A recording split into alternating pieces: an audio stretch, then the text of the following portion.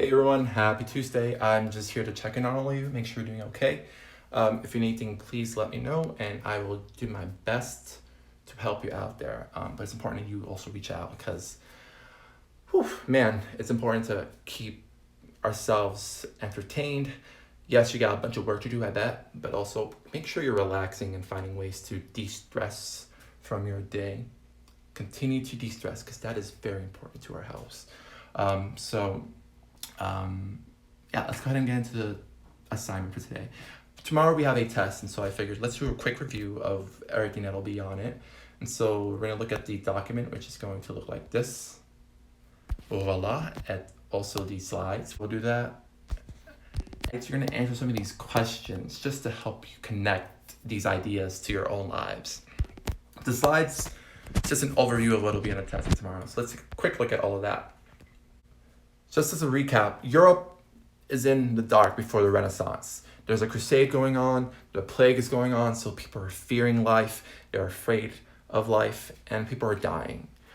So that's what's going on. But then thankfully we have the Renaissance come to life. And so with the Renaissance, it's just a new rebirth or a new way of thinking about art, about writing, about thinking, about science. So it's a new way about life, a new point of view. And so we have this famous painting right here, the Mona Lisa by Leonardo da Vinci. It just basically is an example of the Renaissance. So what's driving the Renaissance? We have these two words. We have humanism, where now humans are in the center of the attention, right? Humans, we are great. We can do great things, not just God. So it's centered on us and what we can do to make the world a better place. And that might be through art or through science, but it's just a way to show off the abilities of humans. And then we also have this secularism going on, where we're kind of not going with the church anymore. We're separating from the church. So it's non-religious, not relating to religion. The printing press is one way that the Renaissance continues to just, expand and grow. It's just these ideas now being printed and spreading faster. We have these books being printed in our languages like English and French, and so now people can read and learn, and these books become cheaper so people can actually have books to read and learn more about life. The Protestant Reformation, right? We're protesting, the word protestant is protest in there, the Catholic Church's teachings. And so we're going to reform or change the Christian faith. And so how this works is we have these people who are going to change the church and create their own churches. And so the first man, and he's the most important one during the Reformation, is Martin Luther. Martin Luther, he's against the indulgences of the Catholic Church. The indulgences, once again, how that works is you pay money to the church and your sins are forgiven. Martin Luther hates that idea. For him, salvation is only through faith. By believing in God, you go to heaven. Paying money isn't going to help you. So what he does is he criticizes the Catholic Church with the 95 Theses, which he nails to a church door. This leads to other people such as King Henry, who wants a divorce. He's Catholic, but the Catholic faith says no to divorce. And so he needs to find a way to get divorced because he has no son, and his wife is old.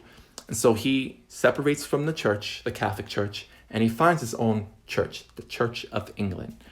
And then we also have this other man, John Calvin, similar ideas about the Catholic Church. He doesn't agree with them. And so he believes in predestination, right?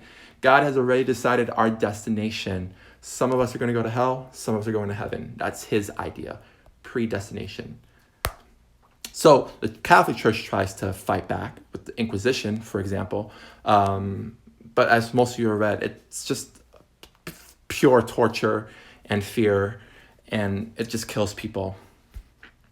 But it does, unite Spain under the Catholic faith. So the Renaissance leads us into the scientific revolution, where once again, we're now questioning nature, we're questioning life, and we're questioning the way things work around the world. And so one of the things we do is we're going to use observations, right? We're going to see what's happening around us to find the answers. We're not relying on the church for answers. We humans are going out there and finding the answers for ourselves through things such as experiments, right? Well, let's talk about that later. But the geocentric theory, right? That's the first thing we start to challenge. It's the belief that the Catholic Church agrees with. Basically, the Earth is at the center of the universe. Everything else revolves around the Earth. That's what the geocentric theory is all about. But Nicolaus Copernicus comes out and says, no. He used observations and realizes, wait a minute, the sun is at the center of the universe and Earth revolves around the sun, not the other way around. And so this starts off the whole scientific revolution or change, right? And one of that change that helps with all of this is the scientific method. Because with scientific method, if you know about science,